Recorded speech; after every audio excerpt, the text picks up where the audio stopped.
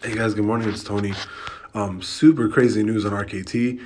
We actually passed $27. We broke that barrier this morning, which is absolutely crazy. I think we almost hit $28 per, like pre-market. I wasn't up, but I do think we hit a pretty insane. Let me see if I can get a. I can't even get the candles going, but I'll check on TradingView a little bit later.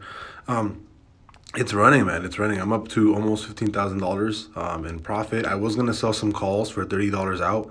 I'm sorry, I was gonna sell some $30 calls that expire this Friday, but I'm like, nope, nope. I already got burned twice these last 2 weeks because RKT's been super unpredictable, right? So definitely not doing that. Definitely not selling any calls anytime soon. Just letting it play out. But yeah, RKT passes 27 bucks. Current holdings over a little bit over 3,000 shares and sitting at about 14,000 profit. My total market value is around $82,000, closing in on 83K. There's a big chance that we might actually cross 28 bucks today. Not 100% sure on that, but we just have to wait it out and see what happens.